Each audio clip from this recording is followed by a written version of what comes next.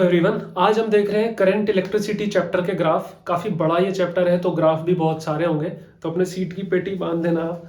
इस चैप्टर में हमें रेजिस्टेंस के बारे में पढ़ना है, वोल्टेज करंट के बारे में पढ़ना है, देन सेल के बारे में पढ़ना है, रेजिस्टिविटी रेजिस्टेंस, इन सब के बारे में पढ़ा हुआ होगा आपने। हम सिर्फ ग्राफ का रिवीजन कर रहे हैं। तो यहाँ पे जो चालू होता है सबसे पहले, क्योंकि नाम ही चैप्टर का करंट इलेक्ट्रिसिटी है, तो चालू कर लेते हैं I is equal to Q by T से, यानी कि चार्ज अपॉन टाइम, या इसको आप ऐसा भी लिख सकते हो I is equal to d Q by d T, rate of flowing charge d Q by d T. इसका जो ग्राफ बनेगा वो Q और T के बीच में बनेगा, मतलब चार्ज वर्सेस टाइम के बीच में ग्राफ बनेगा।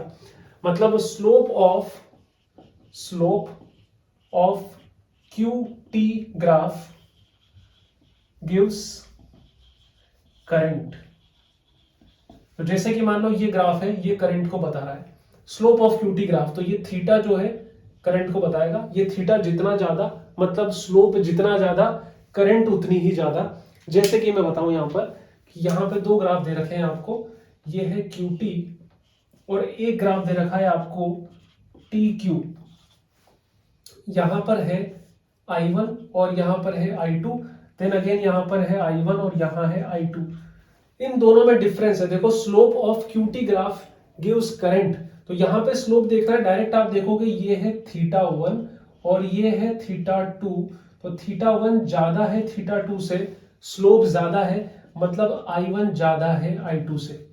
यहां पर आपको स्लोप उल्टा देखना है, क्योंकि यहां पे QT ग्राफ नहीं है, TQ ग्राफ है, तो ये तो 1 अपॉन करंट बताएगा, मतलब स्लोप आपको उल्टा देखना है। इसलिए यहां पर देखो आप, ये थीटा 1 है, ये थीटा 2 है, तो यहां पर थीटा 1 ज्यादा है थीटा 2 से, इसलिए I1 कम होगा I2 से। इस तरह का ये कुछ ग्राफ है। इसी रिलेशनशिप को अगर मैं आगे बढ़ाऊं तो Q यानी कि चार्ज इज इक्वल टू हो गया I into T, total charge is equal to current, और वो जितने टाइम के लिए फ्लो हुई। तो अगर जैसे मैं ग्राफ बनाऊं करंट I वर्सेस टाइम में, करंट वर्सेस टाइम का जो ग्राफ होगा, मान लो ये ग्राफ कुछ ऐसा बनता है, ये बना कुछ ग्राफ, तो इस ग्राफ का जो एरिया होगा, एरिया वो किसको बताएगा? चार्ज को बताएगा। Area of I T graph gives charge. आप खुद देखो ना, आई इंटू टी को मल्टीप्लाई करोगे तो डायमेंशंस किसकी बन के आएंगी? चार्ज की ही बन के आएंगी, इसलिए ऐसा ग्राफ आ जाएगा। ऊपर नीचे भी ग्राफ बना सकता है, प्लस माइनस कर लेना उस चीज को। मतलब जैसे मान लो कोई ग्राफ ऐसा आया, ये ऐसा, ये तो ऊपर वाला एरिया प्लस, नीचे वाला माइनस, जितना भी, और अगर बराबर हो गया तो जीरो हो जाएगा, चार्ज जितना गया उतना ही वापस आ गया।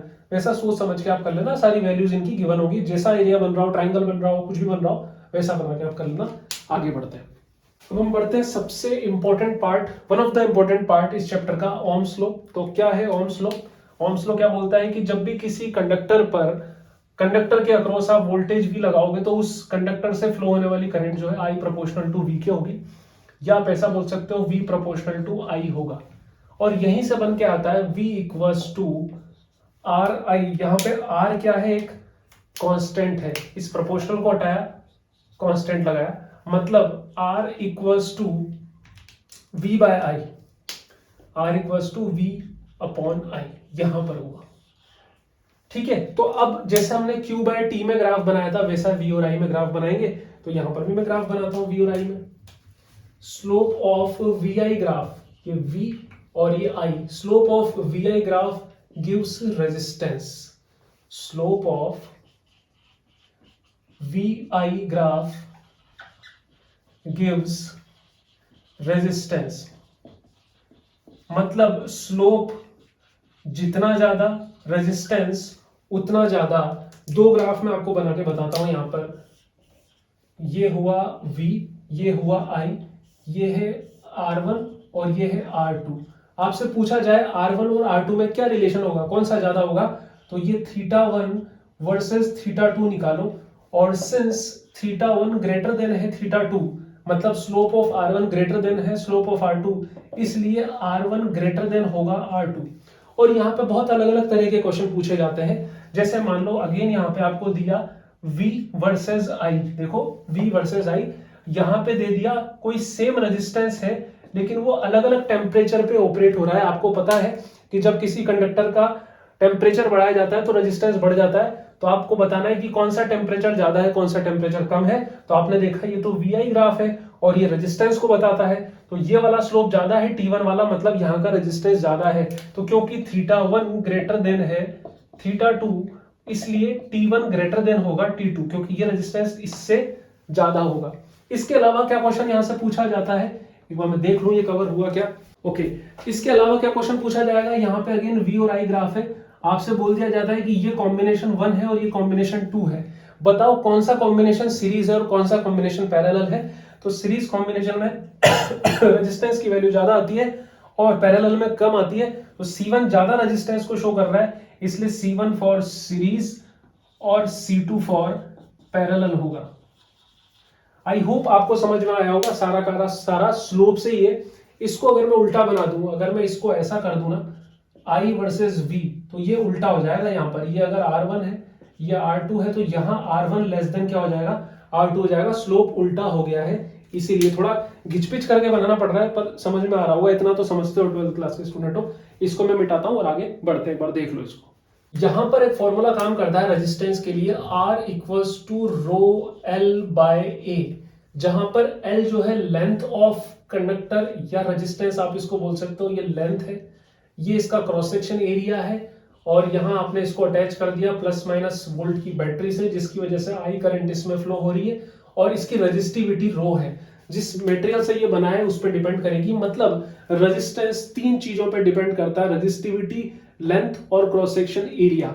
इनमें से कुछ भी चेंज होगा तो रेजिस्टेंस चेंज होगा। रेजिस्टेंस यस कांस्टेंट चीज है, लेकिन यहां पर उन्होंने ओम्स लॉ बनाया था तब क्या बोला गया था, फॉर कांस्टेंट फिजिकल कंडीशन।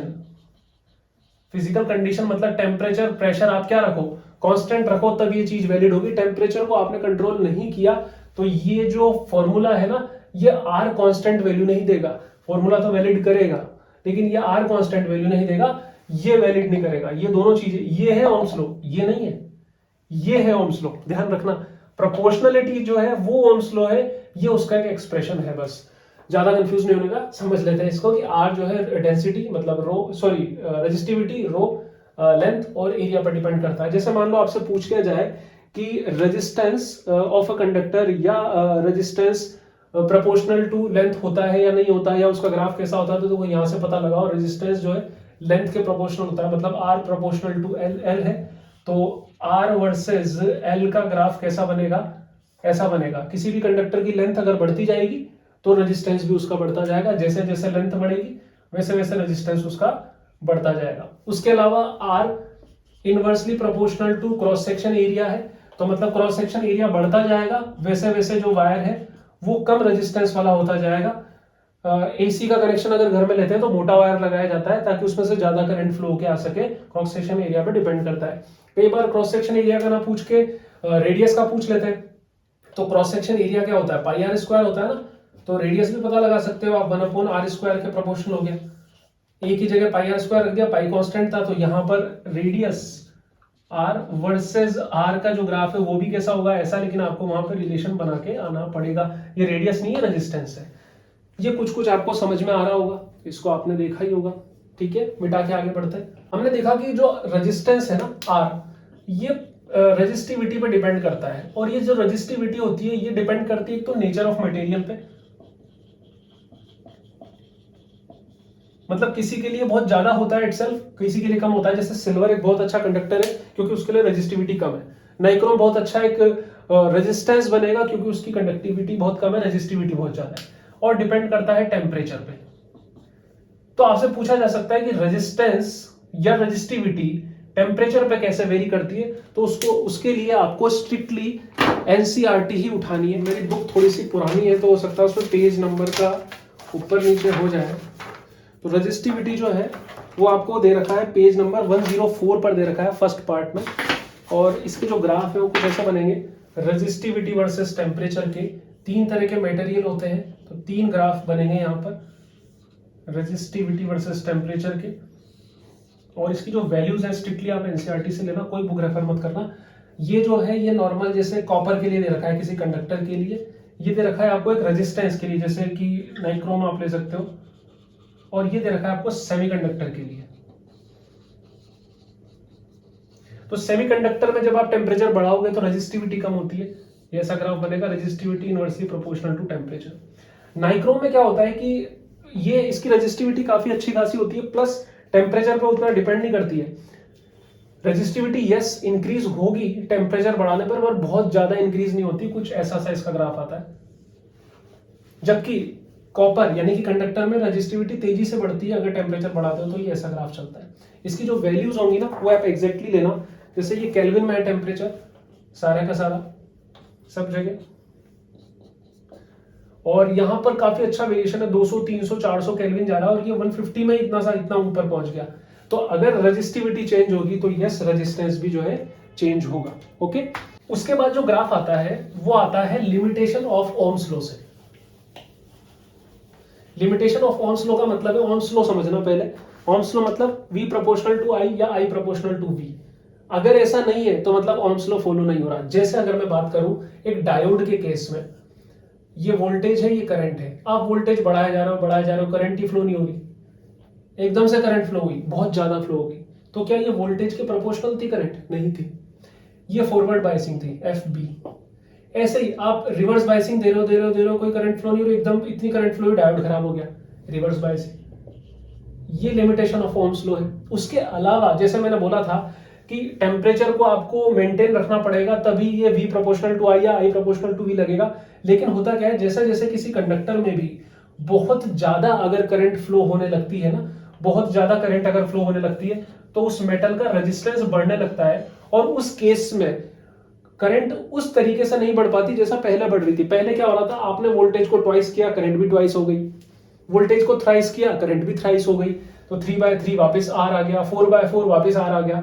लेकिन फिर क्या होने लगा कि करंट को मान लो 10 टाइम, ये वोल्टेज को मान लो 10 टाइम्स किया, करंट हो सकता है 9.5 टाइम्स ही हुई, वोल्टेज को 11 टाइम्स किया, करंट हो सकता है 10 टाइम्स ही हुई। तो मतलब थोड़ा सा प्रॉब्लम आने लगती है। ये ग्राफ जो ऐसा बनना चाहिए था सीधा बिल्कुल, ये थोड़ा मुड़ने लगा इधर, और अगर V ऐसे है तो ये मुड़ने लगा, समझाऊंगा क्या हो रहा है, ये थोड़ा ऐसे मुड़ने लगा। यहां देखो वोल्टेज बढ़ता जा रहा है, ये वोल्टेज की वैल्यू, ये वोल्टेज की वैल्यू, इधर वोल्टेज की वैल्यू, ऐसे ये वोल्टेज बढ़ता जा रहा है। पहले वोल्टेज जितना बड़ा करंट भी उतनी बड़ी, लेकिन यहां देखो वोल्टेज ज्यादा बड़ा, करंट लगभग कितनी सी बड़ी। इस वैल्यू में और इस वैल्यू में क्या डिफरेंस है, जबकि वोल्टेज देखो इतना बढ़ गया। तो ये लिमिटेशन ऑफ ओम्स लॉ है। उसके अलावा आपको गैलियम आर्सेनाइड का भी एक एग्जांपल दे रखा है, इसको देख लो अच्छे से। गैलियम आर्सेनाइड का मैं बताता हूं कौन से पेज नंबर पे दे रखा होगा, ये 101 पे होना चाहिए। गैलियम आर्सेनाइड एक मैन मेड सेमीकंडक्टर है, उसके लिए आपको दे रखा है ग्राफ 10, ठीक है 101 पे। ये ग्राफ कुछ ऐसा बनाया है कि ये रहा अप्लाइड वोल्टेज और करंट। इनिशियली क्या होता है कि जैसा आपने वोल्टेज दिया करंट बढ़ने लगा लीनियरली, ये तो लीनियरली हो ही नहीं पाया, लीनियरली बढ़ा, ऐसा सीधा बढ़ा, देन बहुत तेजी से बढ़ा करंट, देन करंट डाउन हुई, ऐसा कुछ। मतलब ये वाला पार्ट जो है लीनियर रेजिस्टेंस वाला है, ये वाला पार्ट जो है नॉन लीनियर रेजिस्टेंस वाला है। इस ग्राफ में देखो ये स्लोप ही टेढ़ा हो गया, ये स्लोप 90 से ज्यादा हो गया, ये नेगेटिव रेजिस्टेंस वाला रीजन है, यहीं तक का दे रखा है, उसके बाद का तो आपको बोला ही नहीं है। और ये नॉन लीनियर, ये है non linear, non linear in terms of कि यहाँ पे वोल्टेज और करंट का रिलेशन ये नहीं लग रहा, थोड़ा सा वोल्टेज बढ़ा रहा है करंट एकदम रैपिडली इंक्रीज हुई।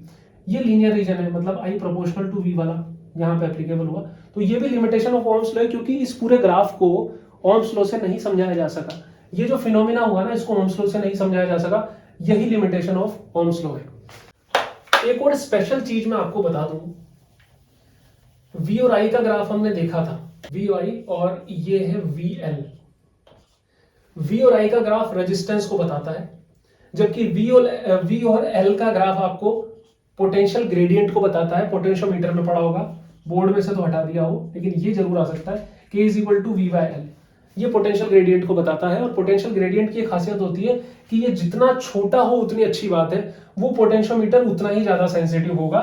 मतलब आपको एक ग्राफ दे रखा है V और लेंथ मतलब L में, और दो पोटेंशियोमीटर के लिए दे रखा है K1 और K2, आपसे पूछा जाए कौन सा पोटेंशियोमीटर अच्छा होगा, तो वो पोटेंशियोमीटर अच्छा होगा जिसका पोटेंशियो ग्रेडियंट कम होगा, मतलब जिसका स्लोप जितना कम होगा, ये स्लोप कम है, ये स्लोप ज्यादा है, θ2 लेस देन है θ1, मतलब K2 लेस देन है K1, तो ये पोटेंशियल ग्रेडियंट कम है, इसलिए ये पोटेंशियोमीटर ज्यादा सेंसिटिव है, ये यूज करना फायदेमंद होगा।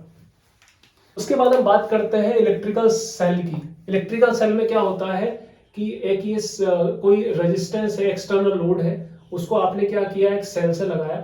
सेल पहले नॉर्मल बना के बताता हूं आपको, ये हम सेल को ऐसे बनाया करते हैं, ये हो गया सेल, जबकि ऐसा नहीं होता। इस सेल के अंदर इसका खुद का रेजिस्टेंस होता है, मतलब यहाँ पे एक और रेजिस्टेंस होता है जो बहुत छोटी वैल्यू रखता है, उसको स्मॉल r से बताया जाता है, और ये पूरा का पूरा इलेक्ट्रिकल सेल है, अंदर पैक है। और यहाँ इसका जो अंदर है ईएमएफ, लेकिन यहाँ जो आप गेन कर पा रहे हो, ये गेन कर पा रहे हो वोल्टेज। इस वोल्टेज की वजह से इस सर्किट में करंट फ्लो होती है। तो अगर मैं बात करूं इस सेल के ईएमएफ की, ई फॉर ईएमएफ, ये जो ईएमएफ है ये सेल की प्रॉपर्टी है, इसको कोई लेना देना नहीं है कि बाहर आपने कितना रेजिस्टेंस लगाया हुआ है, इसको लेना देना है कि किस क्वालिटी के साथ आपने इस सेल को बनाया है। तो अगर आपको EMF of cell versus external resistance और लोड के बारे में पूछ लिया जाए तो ये इंडिपेंडेंट होता है, डिपेंड ही नहीं करता। एक सेकेंड, ठीक है, एक ग्राफ तो ये हुआ। उसके अलावा क्या होता है, यहां से रिलेशन हम निकाल सकते हैं, V इज इक्वल टू देखो होता है आई आर या आर आई। यहां पर जो करंट है ना, वो करंट किसकी वजह से आ रही है, करंट आ रही है इस वोल्टेज की वजह से, voltage V upon total resistance, एक तो ये रेजिस्टेंस R प्लस एक इंटरनल रेजिस्टेंस, ये है करंट, अभी काम आएगा आगे, ठीक है। उसकी वजह से क्या होता है, V इज इक्वल टू एक रिलेशनशिप होता है, V equals to E minus I R, ये इंटरनल रेजिस्टेंस है, ध्यान रखना, स्मॉल r है, कैपिटल R नहीं है। ये है ईएमएफ, ये है वोल्टेज। आपने सुना भी होगा अपने टीचर के मुंह से हमेशा कि ओपन सर्किट का वोल्टेज इक्वल्स टू ईएमएफ, वो इसीलिए क्योंकि जब सर्किट ओपन होगा तो करंट फ्लो नहीं होगी, ये पीछे वाली चीज गायब हो जाएगी और V इक्वल्स टू ई हो जाएगी। तो यहाँ V वर्सेस I में ग्राफ पूछा जाता है, V वर्सेस I का ग्राफ आपको ऑप्शन दिए होंगे और एक ऐसा ग्राफ मिलेगा आपको। ये ग्राफ ये बता रहा है कि जब करंट मैक्सिमम होगी, यहां पर बढ़ते बढ़ते मैक्सिमम होगी, तो ये वैल्यू बहुत ज्यादा हो जाएगी, इतनी ज्यादा हो जाएगी कि ईएमएफ में से इतना वैल्यू माइनस होगी कि V अप्रोक्सीमेटली 0 हो जाएगा। लेकिन जब करंट कम होती जाएगी, करंट कम होती जाएगी, करंट कम होती जाएगी, R से मल्टीप्लाई होकर बहुत कम वैल्यू आएगी, तो बहुत कम माइनस होगा। एक कंडीशन ऐसी आएगी जब करंट 0 हो गई, ये पूरा पीछे का टर्म हट गया, तो V इक्वल्स टू क्या हो गया, इस पॉइंट पे V इक्वल्स टू क्या है, E है, ये वाला ग्राफ V और I का, ठीक है। चलो उसके बाद हम बढ़ते हैं V equals to I R, वापिस से रिलेशन लिखूंगे तो I इज इक्वल टू क्या हो गया, टोटल ईएमएफ, ये यहाँ पे गड़बड़ कर दी, ईएमएफ आएगा ना, ईएमएफ आएगा, इसका अलग से जब रेजिस्टेंस ले रहे हैं, मतलब इस सर्किट को मैं दोबारा बनाऊं, क्या ले रहे हैं हम, ये एक्सटर्नल रेजिस्टेंस R, ये हो गया सेल का ईएमएफ, ये हो गया रेजिस्टेंस ऐसे, तो total EMF upon total resistance R plus R, ये ले लिया, इसकी वैल्यू रख देता हूं यहाँ पे, तो V equals to E R upon R plus R। यहां से मैंने कैपिटल R कॉमन लिया तो ये हुआ E R, capital R common लिया 1 प्लस R बाय R, यहां से कट हुआ तो V इक्वल्स टू हुआ E upon 1 plus R by R। इसको याद रखना बहुत अच्छे से, बाकी का मैं मिटा देता हूं, कैसे बना देख लो, मिटा रहा हूं मैं। इसका जो ग्राफ बनेगा वो कुछ ऐसा बनेगा, V और ये R का, ये ऐसा ग्राफ बनेगा। यहां पर क्या हो रहा है, जब R इक्वल्स टू, अगर मैं R करता हूं, मान लो एक ऐसी कंडीशन है कि R इक्वल्स टू, मैंने R किया, इस ग्राफ को समझ रहे हैं, वैसे तो याद कर ही लेना, R इक्वल्स टू जब R करूंगा तो R और R इक्वल होकर कट गया, 1 आ गया, 1 प्लस 1 2 आ गया, तो V इक्वल्स टू क्या हो गया, E बाय 2। यहां पर देखो ये V equals to E by 2, ये आया कहां पर, R इक्वल्स टू R पर, मैक्सिमम पावर डिसिपेशन वाला थ्योरम लगती, ये हो गया। उसके अलावा मान लो मैं क्या करूं कि इस कैपिटल R की जगह में इनफाइनाइट रख दूं, मतलब बहुत ज्यादा रेजिस्टेंस दे दिया, इतना रेजिस्टेंस की करंट ही फ्लो नहीं हो रहा। इनफाइनाइट रेजिस्टेंस मतलब ओपन सर्किट, यहां पे ओपन सर्किट हो गया, इनफाइनाइट रेजिस्टेंस हो गया, करंट ही फ्लो नहीं होगी। तो कैपिटल R की जगह जब मैं इनफाइनाइट रखूंगा तो R अपॉन इनफाइनाइट 0 हो जाएगा, 1 प्लस 0 1 ही रहेगा, तो V equals to epsilon naught आएगा।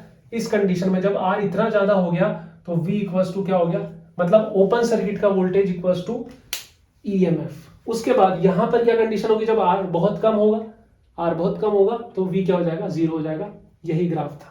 नेक्स्ट जो ग्राफ बनता है वो बनता है ड्रिफ्ट वेलोसिटी से। Drift velocity vd equals to E tau by m। E charge of electron, electric field applied जो करोगे जिसकी वजह से इलेक्ट्रिसिटी फ्लो होगी, तो रिलैक्सेशन टाइम है, और ये मास ऑफ चार्ज कैरियर जो कि इलेक्ट्रॉन होगा। तो यहां पर बाकी सारी चीजें अगर कांस्टेंट रखी जाए, मतलब चार्ज तो कांस्टेंट रहेगा, मास कांस्टेंट रहेगा, इस रिलैक्सेशन टाइम को कांस्टेंट रखने के लिए आपको टेम्परेचर कांस्टेंट रखना पड़ेगा, तब जो ड्रिफ्ट वेलोसिटी है वो अप्लाइड इलेक्ट्रिक फील्ड के प्रोपोर्शनल होगी। जितना ज्यादा इलेक्ट्रिक फील्ड अप्लाइड होगा उतनी ज्यादा ड्रिफ्ट वेलोसिटी होती जाएगी। मतलब अगर ये इलेक्ट्रिक फील्ड है, ये ड्रिफ्ट वेलोसिटी है, तो ये ग्राफ ऐसा बनेगा। उससे मुझे याद आया एक microscopic form of Ohm's law भी होता है। J equals to sigma E, sigma conductivity, E again electric field, और J जो है करंट डेंसिटी, जिसमें J is equal to I by A होता है, current upon cross section area. तो यहां पर J is equal to sigma A की बात करूं, कोई भी मटेरियल अगर कांस्टेंट रखोगे तो उसकी जो कंडक्टिविटी ये भी क्या रहेगी, कांस्टेंट रहेगी। तो अगेन इसके लिए J यानी कि current density proportional to electric field होगी। अगर इलेक्ट्रिक फील्ड बढ़ाओगे तो करंट डेंसिटी भी क्या हो जाएगी, बढ़ जाएगी। ये यहां तक का हुआ पूरा सिस्टम। आगे बढ़ते हैं। फिर एक रिलेशन होता है करंट और ड्रिफ्ट वेलोसिटी में, I equals to n e A v d. ये drift velocity, cross section area, charge of electron, charge carrier density. तो यहां पर अगर सब कुछ कांस्टेंट होगा, जैसे मान लो करंट अगर कांस्टेंट रख दिया आपने, करंट कांस्टेंट है, तो एरिया और ये drift velocity inversely proportional to हो जाएगा क्रॉस सेक्शन एरिया। मतलब अगर जितना मोटा एरिया होगा वहां पे ड्रिफ्ट वेलोसिटी उतनी कम होती जाएगी, ऐसा रिलेशन होगा। एक ग्राफ ये भी ले सकते हैं रेजिस्टेंस वर्सेस टेम्परेचर में। रेजिस्टेंस वर्सेस टेम्परेचर का एक ग्राफ लिया जा सकता है, आर और ये टेम्परेचर। जब टेम्परेचर 0 था तब भी कुछ ना कुछ रेजिस्टेंस तो होगा ही उसका, उसको बोला जाता है आर नॉट, 0 डिग्री टेम्परेचर पे। और ये किसी टेम्परेचर टी पर, टेम्परेचर ले लिया, जो रेजिस्टेंस है उसको आर बोल दिया। ऐसा भी ग्राफ देखा जा सकता है। तो आई होप आपकी तैयारी बहुत अच्छी चल रही होगी, ज्यादा स्ट्रेस नहीं लेना, जो आते हैं उसी टाइप के क्वेश्चन प्रीवियस ईयर के देखो। Bye bye, take care.